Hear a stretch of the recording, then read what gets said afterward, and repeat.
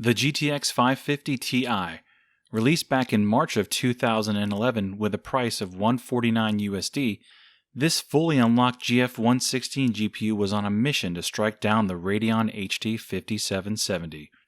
While it succeeded in beating it by 5 to 10%, it was also priced 35% higher and used more power while doing it. Regardless, the Radeon HD 5770 was the least of its worries.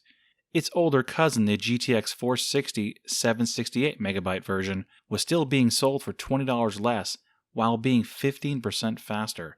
And on the AMD side of the fence, the Radeon HD 6850 didn't cost much more and offered nearly 25% more performance.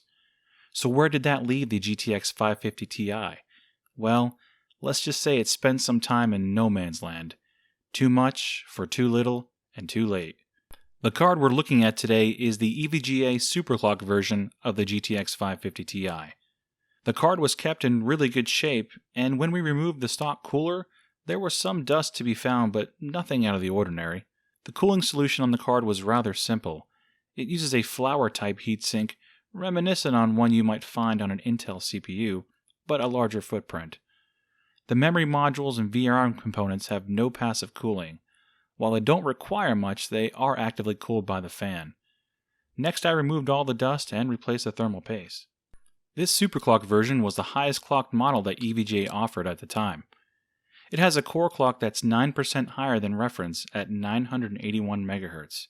Its memory was clocked 10% higher at 4514 MHz effective. We'll be testing all the games today at these frequencies. Now let's see how far we're able to clock her up. On the core, we were able to achieve another 9%, up to 1075 MHz. And on the memory, we were able to increase it by 6%, making the memory 4800 MHz effective. Alright, well now that we have everything dialed in, let's see how the GTX 550 Ti performs in modern games. The first game we fired up was The Witcher 3, and with the low preset with medium textures, we averaged 34 frames per second. Overclocked, that number grew 11% to 38. And while the game was playable, we did experience a fair amount of inconsistent frame times, as shown on screen. Since the majority of these spikes are above an 8 millisecond swing, they are felt as stutter while playing the game. Not a super smooth experience. Next up is Battlefield 1, and in campaign mode with the medium preset, we saw an average frame rate of 43. Overclocked, that number jumped up 6% to 46. Frame times look great, and the game played very well. Also note, multiplayer performance would be similar, but you'd have to drop the graphics preset to low. Overwatch is the next game up, and at 1080p with 100% resolution scale using the low graphics preset, we saw an average frame rate of 62. Overclocked, that number rose 11% to 69. And as always, frame times were excellent, and the gameplay was very smooth. The very popular PUBG is up next, and at the low preset with 100% resolution scale, we saw 30 frames per second on average.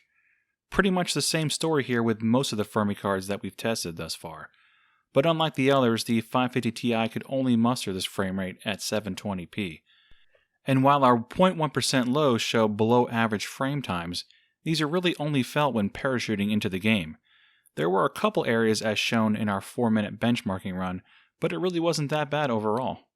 Rise of the Tomb Raider is the next game up, and using the built-in benchmark with low settings, the 550 Ti spit out 42 frames per second. Overclocked, we saw that number shoot up 9% to 46. Frame times were excellent, and I would personally lock the game at 30 FPS for a console-like experience. Hellblade: Sensuous Sacrifice is up next, and with the medium graphics preset, we saw an average frame rate of 31. Overclocked, that number rose 6% to 33. Despite what the numbers show, frame times only took a dive when Fraps started recording, as shown on screen. Throughout our 2-minute run, frame times were actually very good, giving us a smooth 30 FPS console experience. CSGO is up next, and here we're using a recorded professional match for consistent benchmark. With high settings with no AA, we saw an average frame rate of 122. Overclocked, that number rose 7% to 131. Frame times did improve when the card was overclocked, and looking at our frame time graph, there were 4 to 5 times in our 55-second run that noticeable stutters were felt. Rainbow Six Siege is up next, and using the built-in benchmark with the medium graphics preset, we saw 52 frames per second on average. Overclocked, we jumped up 7% to 56. Frame times were great, and as a note, 60 frames per second on average is obtainable with some tweaking to the graphic options. The second to last game is Fallout 4, and at medium settings with FXAA and 16xAF, we saw 48 frames per second on average. Overclocked, that number rose 4% to 50. Frame times were actually really good in this game, which was surprising. We only experienced stutters towards the end of our 90-second run, where we crossed a bridge in the game. We tested this multiple times, and it was repeatable every time. I can't say for sure what caused it, but it could be the game engine or a VRAM issue.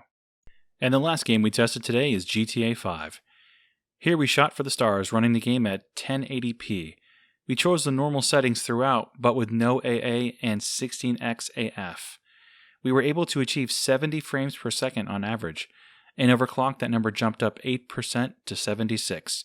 Frame times were great and the game ran amazingly well, although it didn't look the best at these settings. Jumping into our power consumption test, we fired up The Witcher 3 to test total system power draw and max GPU temperatures.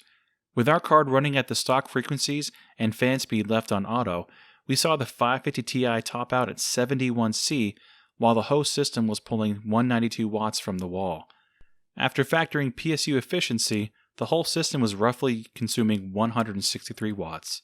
Moving on to our overclocked results, we kept the fan speed on auto and it topped out at 75C. Total system power consumption was a solid 216 watts at the wall. Again, after factoring PSU efficiency, the whole system was roughly consuming 183 watts. Comparing these numbers to the HD 5770 we just reviewed, it looks as though the 550 Ti uses 30 watts more at stock and 40 watts more overclocked. Also note, we'll be matching up both these cards against each other in the future, so do stay tuned for that. I also wanted to mention that when the fan speed was left on auto, their card was extremely quiet at full load. At 75%, you could definitely hear the card, but it really wasn't needed. So how does the GTX 550 Ti hold up in 2017? Well, as you can see, if you're wanting to play modern AAA games, then be prepared to play at 720p with low to medium settings, just to obtain a decent frame rate. Games like Overwatch and GTA 5 still run pretty well at 1080p, but be prepared to settle for low settings. Free-to-play and competitive games like Counter-Strike and Paladins play very well, but to be fair, they play well on most cards. I was surprised to see that PUBG was good for 30 FPS at 720p, with decent frame times that is. It could be enough for someone to win some chicken dinners, though that someone isn't me. Alright, well that wraps up our 2017 look at the GTX 550 Ti. If you like these types of reviews on older video cards, then consider subscribing to my channel, as I have plenty more cards lined up. And as always, thanks for taking the time to watch the video. F2F out.